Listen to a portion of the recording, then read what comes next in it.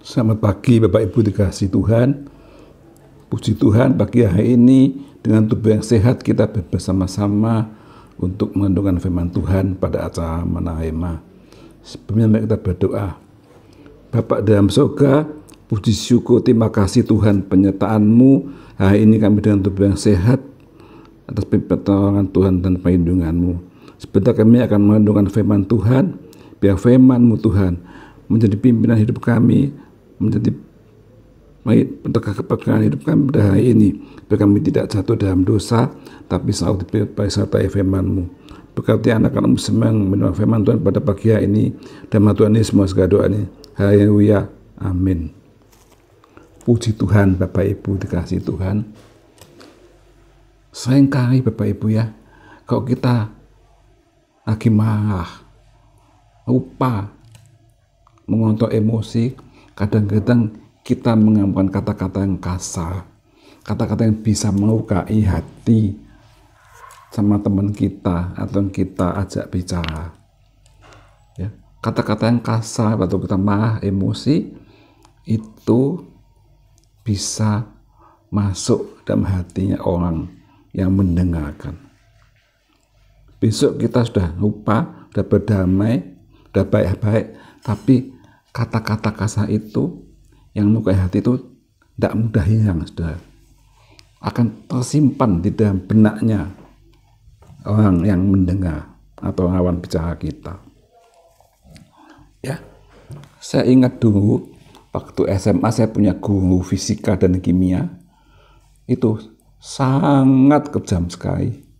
Dia kok marah luar biasa, dimarahin, hebat sampai luar biasa murid-muridnya. Dia baik, dia pintar ya. Semua bisa bagus. Fisika, matematika dia. Tapi beberapa orang jadi sakit hati. Teringat terus akan kata-kata dari guru itu ya. Itu sudah 30 tahun yang lalu. Tapi sudah itu kata-kata diingat selalu sudah.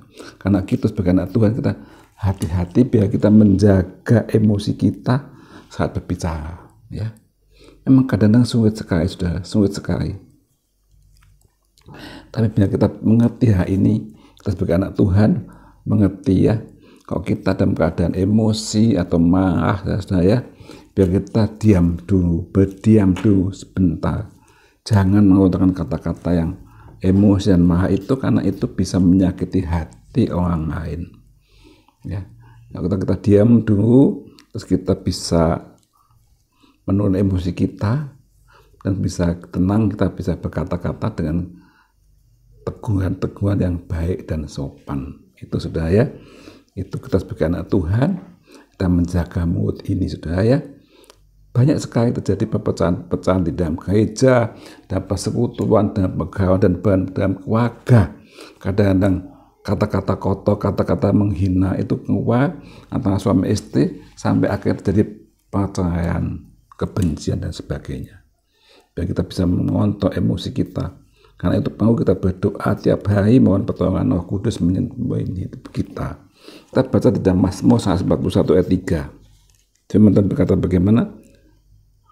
Awasilah mulutku ya Tuhan, berjagalah pada pintu bibirku.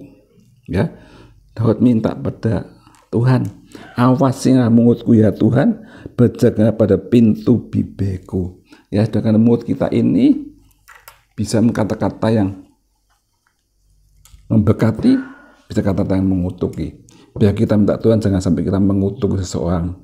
Apapun kemarahan kita, biar kita minta Roh Kudus mengajar kita supaya tidak emosi ya. Saudara. Karena saudara kata-kata itu bukan baik tapi tersimpan di dalam hati orang itu sepanjang hidupnya. Dan masih selalu diingat meskipun sudah tidak marah. Jadi saudara rugi ya, sudah marah, sudah baik-baik tapi masih teringat kata-kata yang melukai hati orang lain ya. Kan dengan emosi, dengan maka kata-kata pikiran kita tidak terkontrol, maka kita mengatakan kata-kata yang tidak baik ya sudah ya. Karena hidup mati kita dikuasai oleh lidah. Atau Amsal mengatakan hidup mati itu dikuasai oleh lidah. Ya. Dan saudara sekalian, seringkali ya, ini pada orang-orang yang punya bawahan ya, sebagai orang lebih atas, yang seringkali malah tak terkontrol dengan bawahannya. Ya, jangan. Kita sebagai anak Tuhan harus menjaga bibir mulut kita, ya. Kita berdiam diri, bilang dengan baik-baik, menasihati dengan baik. Karena sudah dengan begitulah saudara sebagai anak Tuhan, sebagai hamba Tuhan, kita menyaksikan kasih Tuhan Yesus Kristus, ya.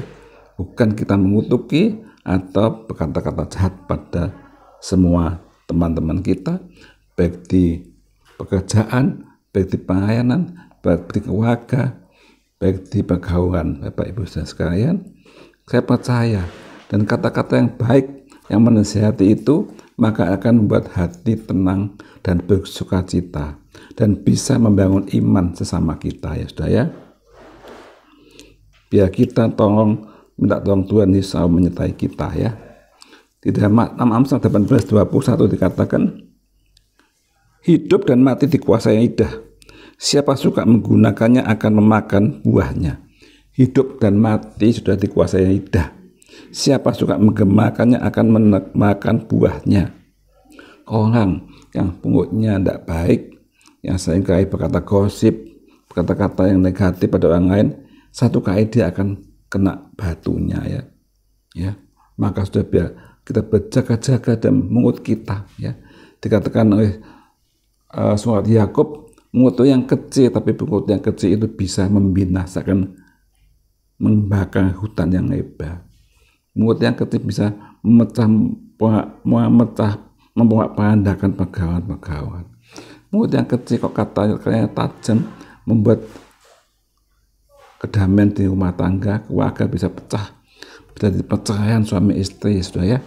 Tapi karena kita belajar supaya kita tidak mengikuti emosi kita, tapi kita tetap tahu bahwa mulut kita ini adalah dikuasai lidah ini, kita menggemakannya dengan baik, ya, supaya kita tidak memakan buah yang menyusahkan, ya. Bapak Ibu saudara sekalian, kuncinya bagaimana? Kuncinya kita bisa memaafkan dan mengampuni orang lain, ya. Dan pergaulan kadang-kadang teman kita ngomongnya kasar, dengan teman ngomongnya menyinggung kita, ya, perasaannya. Jangan kita emosi, kita balas dengan marah, pertengkaran, tapi kuncinya kita mengampuni kata-kata orang lain, ya. Dan kita belajar mengendalikan emosi kita, ya. Tuhan akan memberkati kehidupan Bapak, Saudara, dan saya, ya. Kita doakan supaya Tuhan menolong kita semua supaya kita dapat mengendalikan emosi kita, ya, yang dalam segala emosi kita, supaya dan berkata-kata kita dengan yang baik, ya. Dan sekalian, tadi dikatakan pada Mazmur, awasilah mulutmu, ya. Awasilah mulutmu, kata firman Tuhan tadi, ya. Awasilah mulutmu, berjaga pada pintu bibirku, biar Tuhan yang menjaga pintu bibir kita, dan nama Tuhan dipermuliakan. Jadi saudara, biarpun apapun segala macam emosi kita marah, biar kita berhati dingin, kita menasihati dengan baik, dan kita tidak memaki-maki atau mengutuki orang, menyakiti hati orang, tapi kita bisa memuliakan nama Tuhan, ya. Sebagaimana Tuhan mengajarkan kita, biar kita bergaul dengan baik dan nama Tuhan dipermuliakan. Sekian, terima kasih, Tuhan berkati Bapak Ibu sekalian. Amin. Terima kasih Tuhan buat firman pada pagi hari ini. Ya Tuhan, ajar kami menahan emosi kami, Tuhan. Beri kami kekuatan, Tuhan, supaya kami tidak mengkata-kata yang menyakiti hati sesama, Tuhan. Ajar kami, Tuhan. Roh Kudus, tolong kami, Tuhan. Biar kami sebagai anak-anak mengerti, Tuhan, bahwa mulut kami hanya untuk memberkati orang lain. Kata-kata berkat bukan untuk mengutuki orang lain.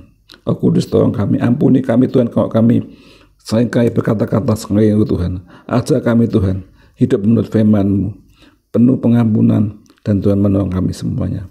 Hanya Roh Kudus yang bisa menolong kami Tuhan, karena kami tidak mengerti, kami tidak kuat Tuhan, tapi Tuhan memberi kekuatan kami anak-anak-Mu semuanya Tuhan. Saya percaya kalau semua anak-anak-Mu Tuhan dipimpin Roh Kudus setiap hari Tuhan, bisa mendengar emosi, maka semuanya akan pelayanan dengan jadi baik, dan nama Tuhan dipermuliakan. Dan nama Tuhan Yesus Kristus, haleluya, amin.